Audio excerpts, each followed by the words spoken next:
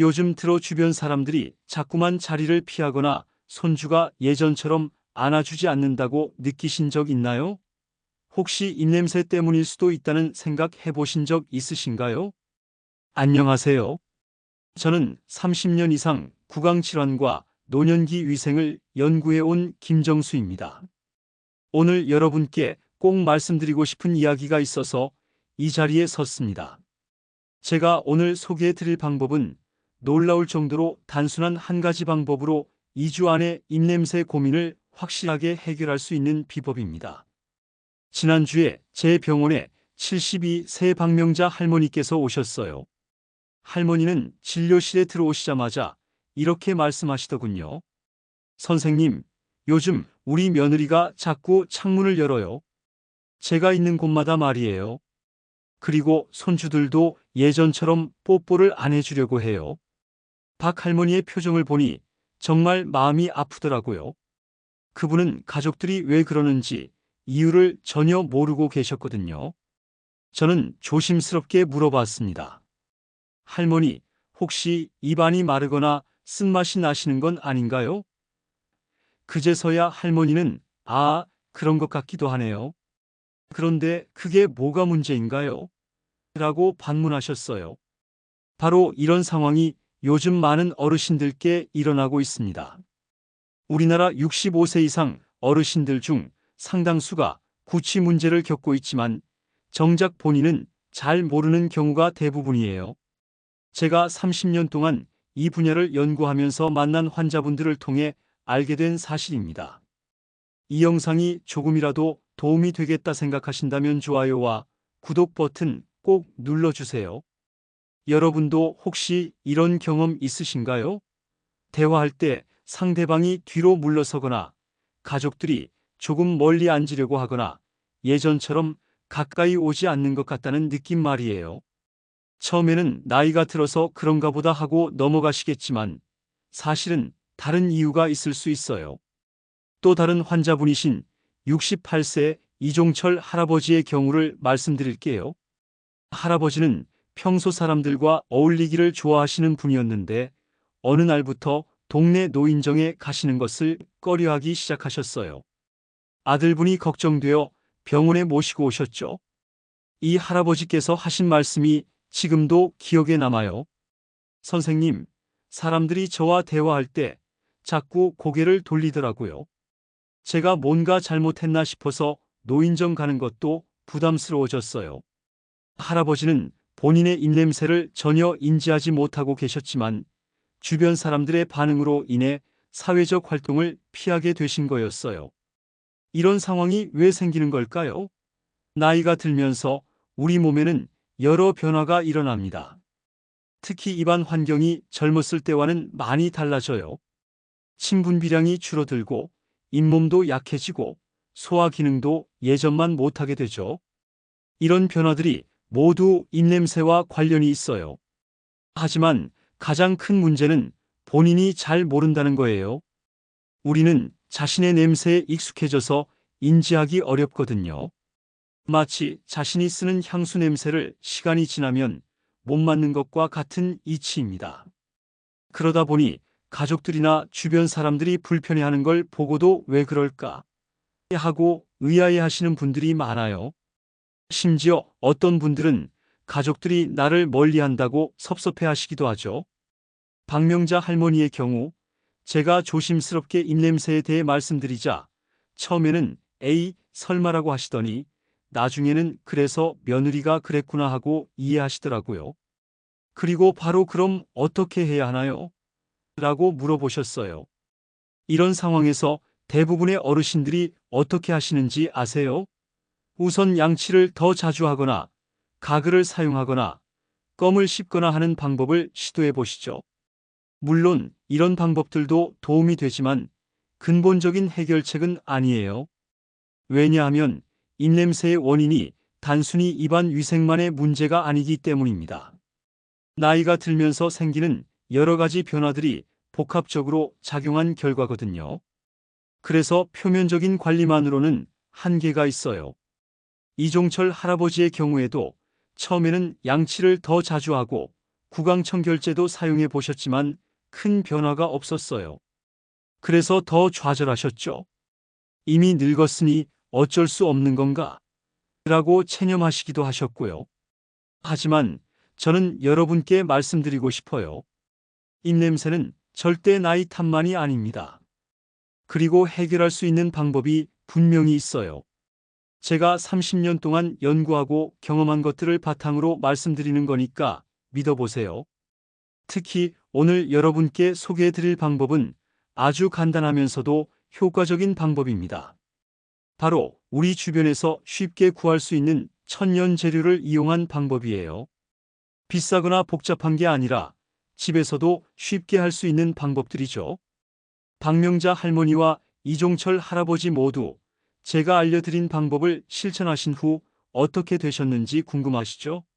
두 분 다 놀라운 변화를 경험하셨어요. 박 할머니는 며느리가 더 이상 창문을 열지 않는다고 기뻐하셨고, 손주들도 다시 뽀뽀를 해준다고 하셨어요. 이 할아버지는 다시 노인정에 나가시게 되었고, 친구분들과 대화하는 것도 자신감을 되찾으셨죠. 선생님 덕분에 사람들과 만나는 게 다시 즐거워졌어요 라고 말씀하셨을 때 저도 정말 보람을 느꼈습니다. 여러분도 이런 변화를 경험하실 수 있어요. 입냄새로 인해 가족들과 멀어지고 친구들과의 만남이 어색해지고 사회 활동이 줄어드는 것. 이 모든 것들이 사실은 해결 가능한 문제라는 걸 오늘 확실히 알려드리고 싶어요. 그런데 여기서 한 가지 중요한 건 입냄새가 단순히 입안의 문제만이 아니라는 점이에요. 우리 몸 전체의 건강과 연결되어 있거든요. 특히 나이가 들면서 생기는 여러 변화들이 복합적으로 작용해서 나타나는 현상이에요.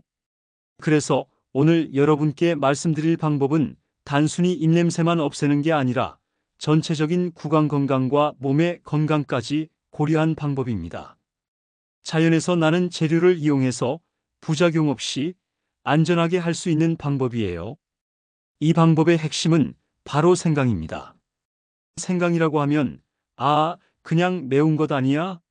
라고 생각하실 수 있지만 생강에는 정말 놀라운 효능이 있어요.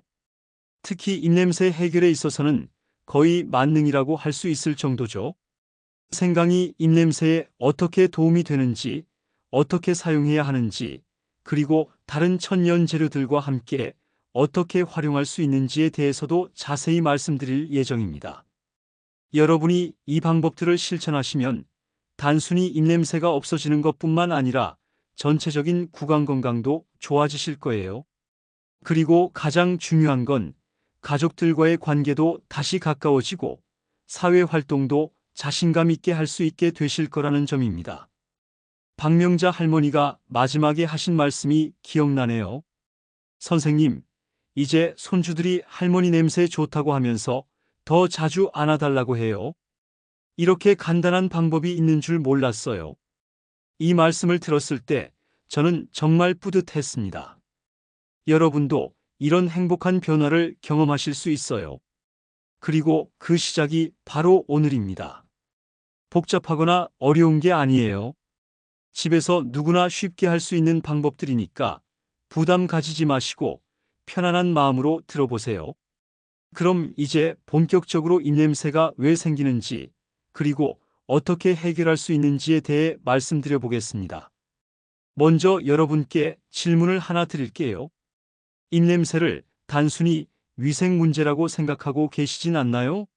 사실 이건 우리가 가장 흔히 하는 오해 중 하나예요. 제가 진료하면서 만난 67세 최순덕 할머니의 경우를 말씀드릴게요. 할머니는 정말 깔끔한 분이셨어요. 하루에 3번씩 꼬박꼬박 양치도 하시고 구강청결제도 사용하시는데도 입냄새가 계속 났거든요. 할머니가 저한테 이렇게 말씀하시더라고요. 선생님, 저는 정말 깨끗하게 하는데 왜 냄새가 날까요? 제가 뭘 잘못하고 있는 건가요? 그때 할머니 표정을 보니까 정말 속상해하고 계시더라고요. 그래서 제가 할머니께 설명해 드렸어요. 할머니, 문제는 위생이 아니에요.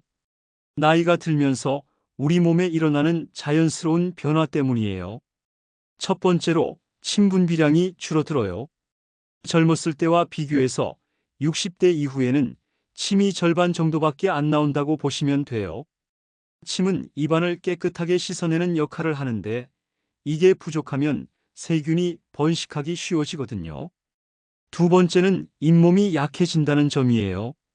잇몸과 치아 사이에 틈이 생기면서 음식물 찌꺼기가 끼기 쉬워지고 여기서 세균이 번식하면서 냄새가 나게 되는 거죠. 세 번째는 혀에 생기는 백태예요. 나이가 들면 혀 표면이 거칠어지면서 세균이 더 잘 달라붙게 돼요. 그리고 소화 기능도 약해지면서 위에서 올라오는 냄새도 있고요. 최순덕 할머니가 이 설명을 듣고 나서 그럼 제가 아무리 양치를 해도 소용없었던 거네요 라고 하시더라고요. 맞아요. 근본 원인을 해결하지 않고는 표면적인 관리만으로는 한계가 있어요. 그럼 어떻게 해야 할까요? 여기서 바로 생강이 등장합니다. 생강을 처음 추천했을 때 많은 분들이 의외라는 반응을 보이세요. 생강이요? 그냥 요리할 때 쓰는 그 생강 말이에요? 라고 물어보시거든요. 네, 바로 그 생강이에요. 생강에는 정말 놀라운 성분들이 들어있어요. 진저롤이라는 성분은 세균 번식을 억제하고, 쇼가올은 염증을 줄여주고, 시네올은 입안을 상쾌하게 해주는 역할을 해요. 게다가 소화도 도와주니까 위에서 올라오는 냄새까지 잡을 수 있어요. 70세 김만수 할아버지의 사례를 말씀드릴게요. 할아버지는 당뇨도 있으시고 혈압약도 드시는 분이었어요. 이런 약들은 입을 마르게 하는 부작용이 있어서 입냄새가 더 심했거든요. 김 할아버지가 저한테 이렇게 말씀하셨어요. 선생님, 약은 계속 먹어야 하는데 입냄새는 어떻게 해야 하나요? 아내가 옆에서 자는 것도 미안해서 따로 자려고 해요. 정말 안타까운 상황이었죠. 그래서 제가 생강을 활용한 방법을 알려드렸어요. 가장 간단한 방법부터 시작했죠. 첫 번째는 생강 우린 물로 각을 하는 방법이에요. 생강 한 조각을 뜨거운 물에 10분 정도 우려서 미지근하게 식힌 다음에 하루에 두세 번 각을 하는 거예요. 이렇게 하면 입안 세균도 줄이고 염증도 가라앉혀요. 두 번째는 생강즙을 치약에 한두 방울 떨어뜨려서 양치하는 방법이에요. 처음에는 좀 매울 수 있지만 적응되면 입안이 정말 깔끔해져요. 세 번째는 식후에 생강 조각을 살짝 씹는 방법이에요. 너무 오래 씹으면 매우니까 잠깐만 씹었다가 뱉어내시면 돼요. 김만수 할아버지가 이 방법들을 한 달 정도 실천하신 후에 다시 오셨는데 표정이 완전히 달라져 있더라고요. 선생님, 아내가 냄새가 많이 좋아졌다고 해요. 그리고 제가 느끼기에도 입안이 훨씬 상쾌해요. 하지만 여러분 중에는 생각만으로 충분할까? 라고 의문을 가지실 분들도 계실 거예요. 맞아요. 생각만으로도 충분하지만 다른 천연 재료들과 함께 사용하면 더 좋은 효과를 볼 수 있어요. 예를 들어서 월요일에는 소금물로 각을 하고 화요일에는 녹차 우린 물, 수요일에는 유자차, 목요일에는 레몬물, 금요일에는 계피 우린 물, 토요일에는 쑥 우린 물, 그리고 일요일에는 생강물 이렇게 요일별로 바꿔가면서 하는 거예요. 이렇게 하면 지루하지도 않고 각각의 재료가 가진 다양한 효능을 모두 활용할 수 있어요. 소금은 살균 효과가 있고 녹차는 항산화 작용을 하고 유자는 비타민이 풍부하고 레몬은 산성으로 세균 번식을 억제하고 계피는 혈액순환을 도와주고 쑥은 염증을 가라앉혀줘요. 최순덕 할머니도 이런 방법들을 차근차근 따라해 보셨어요. 처음에는 이렇게 간단한 방법이 효과가 있을까? 라고 반신반의하셨는데 일주일 정도 지나니까 변화를 느끼시더라고요. 선생님, 아침에 일어났을 때 입맛이 이상한 느낌이 많이 줄었어요. 그리고 가족들도 예전보다 가까이 와서 대화해요. 이렇게 말씀하시면서 정말 기뻐하시더라고요. 하지만 여기서 중요한 건 이런 천연 재료들을 사용할 때도 올바른 방법을 알아야 한다는 거예요. 무작정 많이 한다고 좋은 게 아니거든요. 예를 들어서 생강 같은 경우에는 너무 진하게 우리면 위에 자극이 될 수 있어요. 제가 환자분들께 항상 강조하는 건 적당히, 꾸준히예요. 하루 이틀 열심히 하다가 그만두는 것보다는 매일 조금씩이라도 꾸준히 하는 게 훨씬 효과적이에요. 그런데 혹시 여러분 중에 그 나이에 입냄새 좀 나는 거 당연한 거 아니에요? 라고 생각하시는 분들 계신가요? 이런 생각을 가지신 분들이 의외로 많아요. 하지만 이건 정말 위험한 생각이에요. 입냄새를 그냥 방치하면 단순히 냄새만의 문제가 아니라 더 큰 건강 문제로 이어질 수 있거든요. 잇몸 질환이 심해지면 치주염으로 발전하고 구강 내 세균이 혈관을 타고 온몸으로 퍼져서 다른 질병을 일으킬 수도 있고요. 또 다른 측면에서 보면 입냄새는 관계의 문제이기도 해요. 가족들과 멀어지고 친구들과의 만남이 어색해지고 사회 활동이 줄어들게 되죠.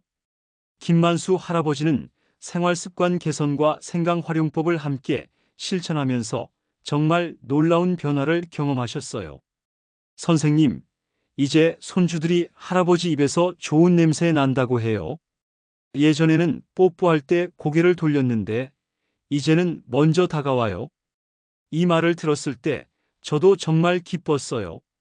입냄새를 해결한다는 건 단순히 냄새만 없애는 게 아니라 자신감을 되찾고 관계를 회복하는 일이거든요. 여러분, 지금까지 입냄새의 진짜 원인과 생강을 활용한 해결 방법에 대해 말씀드렸습니다. 이제 정말 중요한 이야기를 하나 더 드리고 싶어요. 입냄새는 절대 나이 탓이 아닙니다. 그리고 작은 실천 하나가 정말 큰 변화를 만들어낼 수 있어요. 제가 30년 동안 이 일을 해오면서 가장 보람찼던 순간들을 떠올려 보면 환자분들이 입냄새를 해결하고 나서 보여주신 그 밝은 미소들이에요. 단순히 건강이 좋아진 것 이상의 의미가 있었거든요. 아까 말씀드린 최순덕 할머니께서 석 달 후에 다시 오셨을 때의 일이 생각나네요.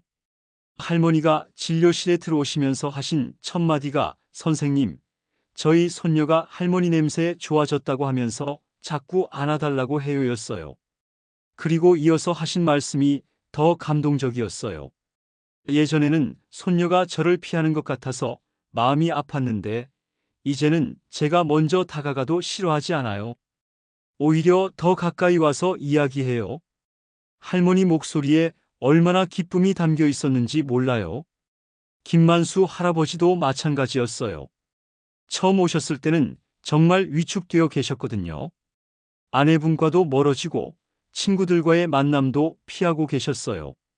그런데 생강 활용법을 꾸준히 실천하신 후에는 완전히 다른 사람이 되셨어요. 선생님, 어제 오랜만에 노인정에 갔는데 친구들이 얼굴이 밝아졌다고 하더라고요. 그리고 아내랑도 다시 가까이 앉아서 텔레비전을 봐요. 이런 작은 행복이 이렇게 소중한 줄 몰랐어요. 이런 말씀을 들을 때마다 저는 정말 이 일을 하길 잘했다는 생각이 들어요. 의학적인 치료도 중요하지만 사람과 사람 사이의 관계를 회복시켜주는 것, 그리고 자신감을 되찾게 해드리는 것이 더 큰 의미가 있다고 생각해요. 여러분도 분명히 이런 변화를 경험하실 수 있어요. 그리고 그 시작은 정말 간단해요. 오늘 당장 생강 한 조각만 준비하시면 되거든요. 하지만 여기서 제가 꼭 말씀드리고 싶은 건 이 방법들이 효과를 보려면 꾸준함이 필요하다는 거예요. 하루 이틀 해보고 효과가 없네라고 포기하시면 안 돼요. 제가 진료하면서 본 경험으로는 대부분 일주일 정도 지나면 본인도 변화를 느끼기 시작하고 2주일 정도 지나면 주변 사람들도 알아차리기 시작해요. 그리고 한 달 정도 꾸준히 하시면 정말 확실한 변화를 경험하실 수 있어요. 여든한 새 정말자 할머니의 경우를 말씀드릴게요. 할머니는 처음에 제가 알려드린 방법을 사흘 정도 해보시고는 별로 달라진 게 없는 것 같다고 하시면서 그만두려고 하셨어요. 그래서 제가 할머니 30년 동안 쌓인 문제가 사흘 만에 해결될 수는 없어요. 최소한 한 달은 해보세요라고 말씀드렸죠. 다행히 할머니께서 제 말을 들어주셨어요. 그리고 한 달 후에 오신 할머니의 모습은 정말 달라져 있었어요. 선생님 말씀대로 꾸준히 했더니 정말 달라졌어요. 아들이 엄마 입냄새가 없어졌다고 하면서 자주 안아줘요. 그리고 제가 느끼기에도 입안이 훨씬 깔끔해요. 이런 사례들을 보면서 저는 항상 생각해요. 포기하지 않고 꾸준히 하는 것의 힘이 얼마나 큰지를 말이에요. 여러분도 꼭 기억해 주세요. 효과가 바로 나타나지 않는다고 해서 포기하지 마시고 최소한 한 달은 꾸준히 해보세요. 그리고 생강을 활용하는 방법도 처음에는 조금씩 시작하세요. 갑자기 많이 하려고 하면 부담스러울 수 있어요. 첫 번째 주에는 생강 우린 물로 가글만 해보시고 두 번째 주에는 치약에 생강즙을 한 방울 떨어뜨려 보시고 이런 식으로 단계적으로 늘려가시면 돼요. 그리고 요일별로 다른 천연 재료를 사용하는 방법도 무리하지 마시고 우선 생강부터 익숙해지신 다음에 하나씩 추가해 보세요. 한 번에 모든 걸 다 하려고 하면 오히려 부담스러워서 포기하기 쉬워요. 또 한 가지 중요한 건 이런 방법들과 함께 기본적인 구강 관리도 소홀히 하시면 안 된다는 거예요. 정기적인 양치, 혀 닦기, 충분한 수분 섭취, 이런 것들도 계속 하셔야 해요. 특히 혀 닦기는 정말 중요해요. 많은 분들이 치아만 닦고 혀는 그냥 넘어가시는데 혀에 낀 백태가 냄새의 주요 원인 중 하나거든요. 칫솔로 혀를 살살 닦아주시면 되는데 너무 세게 하시면 혀가 상할 수 있으니까 부드럽게 해주세요. 그리고 수분 섭취도 정말 중요해요. 나이가 들면서 갈증을 잘 못 느끼게 되는데 그래도 의식적으로 물을 많이 드시려고 노력하세요. 하루에 8잔 정도가 좋다고 했지만 갑자기 늘리기 어려우시면 지금보다 조금씩이라도 더 드시면 돼요. 74세 박동길 할아버지는 이런 기본적인 관리와 생강 활용법을 함께 실천하시면서 정말 놀라운 변화를 경험하셨어요. 할아버지가 저한테 이렇게 말씀하시더라고요.